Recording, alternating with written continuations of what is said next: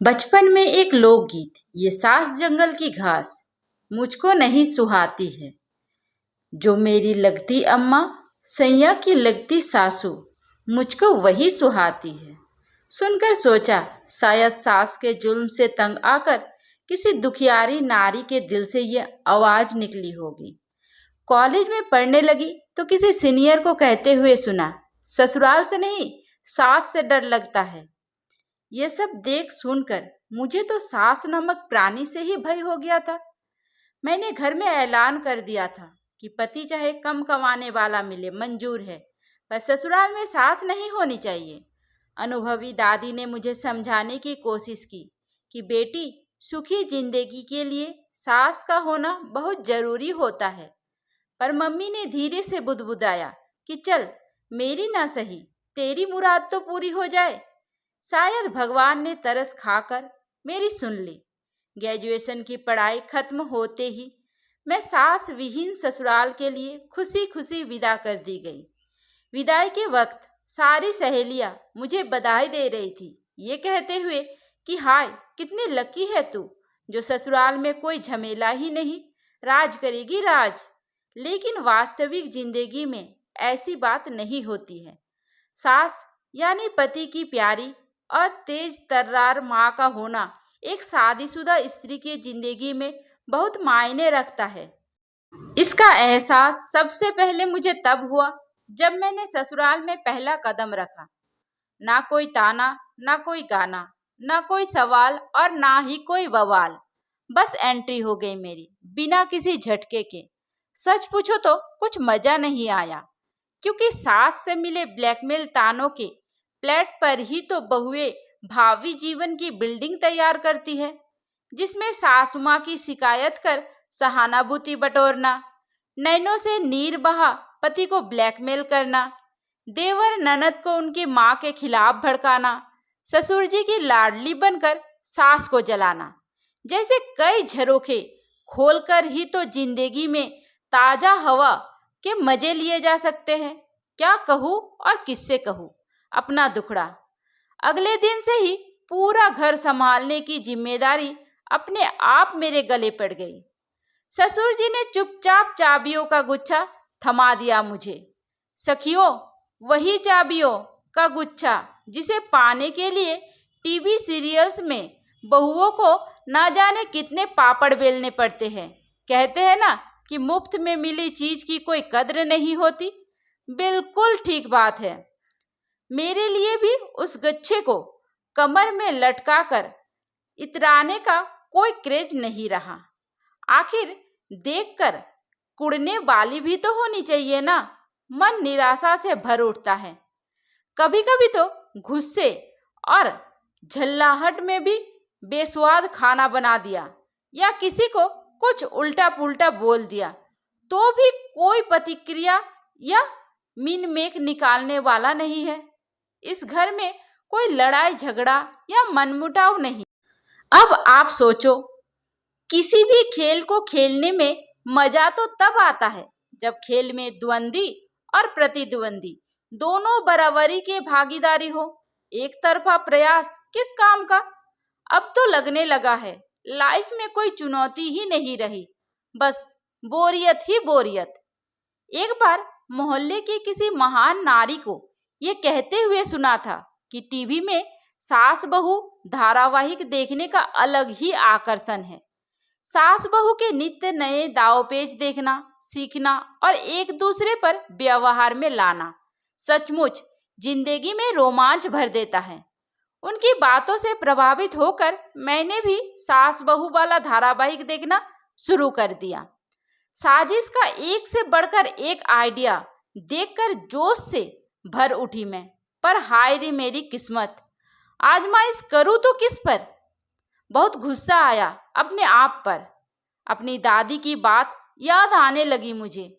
उन्होंने मुझे समझाने की कोशिश की थी कि बेटा, सास एक ऐसा जीव है जो बहू के जीवन रूपी स्वाद में चाट मसाले का भूमिका अदा करता है, जिससे पंगे लेकर ही जिंदगी जायकेदार बनाई जा सकती है। काश उस समय दादी की बात मान ली होती तो मजबूरन दिल को यह न गाना पड़ता। ना कोई उमंग ना कोई तरंग, मेरी जिंदगी है क्या सासू बिना बेरंग है।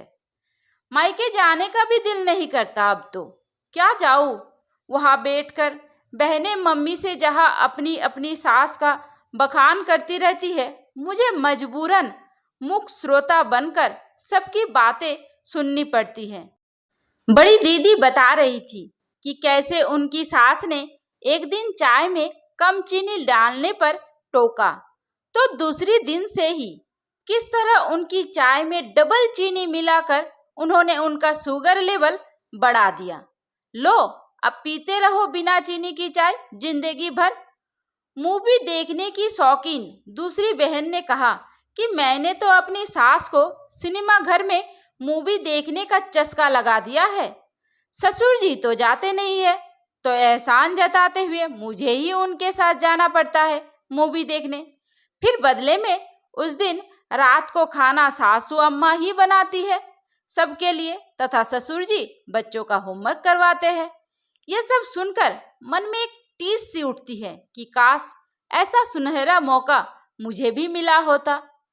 अब कल की ही बात है, मैं किटी पार्टी में गई थी। सारी सहेलियां गपशप में व्यस्त थी। बातें फिल्म, फैशन, स्टाइल से शुरू होकर अंततः पति, बच्चों और सास पर ही टिकी।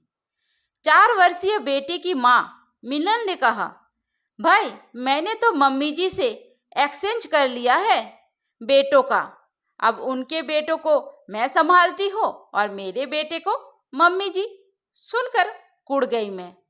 सुमिता ने मेरी तरफ तिरछी नजर से देखते हुए मुझे सुनाते हुए कहा, सुबह पति और ससुर जी के सामने मैं अपनी सास को अदरक और दूध वाली अच्छी चाय बनाकर दे देती हूँ। फिर उनके ऑफिस जाने के बाद घर के कई छीट-फूट कार्य जैसे सब्जी काटना, आटा गूंदना, चटनी बनाना, बच्चों को संभालने में दिन भर इतना व्यस्त रखती हूँ कि उन्हें फुर्सत ही नहीं मिलती कि मुझ में कमी निकाल सके। शाम को फिर सबके साथ गर्मा गर्म चाय और नमकीन पेश कर देती हूँ। बस उसके इतना कहते ही एक जोरदार ठहाका लगाया सारी सखियों ने। बात खास सहेलियों की जाए तो पता चला कि सबने मिलकर व्हाट्सएप पर एक ग्रुप बना रखा है जिसका नाम है सासू माँ, जहाँ सास की खट्टी तीखी बातें और उन्हें परास्त करने के तरीके एक दूसरे को सेंड किए जाते हैं, जिससे बहुए के दिल और दिमाग में दिन भर ताजगी बनी रहती है। पर मुझ जैसे नारी को उस ग्रुप से भी दूर रखा गया है अछूत की तरह। पूछने पर कहती है कि ग्रुप का मेंबर बनने के लिए एक आदत सास का होना बहुत जरूरी है। मजबूरन मन महसूस कर रह जाना पड़ा मुझे। अपनी की गई गलती पर पछता रही हूँ मैं। मुझे ये अनुभव हो चुका है कि सास गले की फांस नहीं बल्कि बहू की सांस होती है। बात समझ में आ गई मुझे कि सास बहू दोनों की चोली दामन का साथ होता है। दोनों एक दूसरे के बिना अधूरी और अपूर्ण हैं। कभी कभी दिल मचलता है कि काश मेरे पास भी एक तेज तर्रार, दबंग और भड़कीली सी सास होती। पर ससुर जी की अवस्था देखकर ये कहने में संकोच हो रहा है कि पापा एक बार फिर घोड़ी पर चढ़ने की हिम्मत क्यों नहीं करते आप। नई लड़कियों और अविवाहित सखियों, मेरा विचार बदल चुका है। अब दिल की जगह दिमाग से सोचने लगी हूँ कि पति चाहे कम कमाने वाला हो, पर ससुराल में एक आदत सास जरूर होनी चाहिए। तो दोस्तों, सास के बारे में आपका क्या विचार है, मुझे कमेंट करके जरूर बताइए। उम्मीद करती हूँ आपको हमारी कहानी पसंद आई होगी। कहानी पसंद आई है तो वीडियो को लाइक करें, चैनल पर नए हैं तो चैनल को सब्सक्राइब करें और हाँ, नोटिफिकेशन बेल को जरूर दबाइए ताकि अगली अपडेट सबसे पहले आपको मिले। धन्यवाद।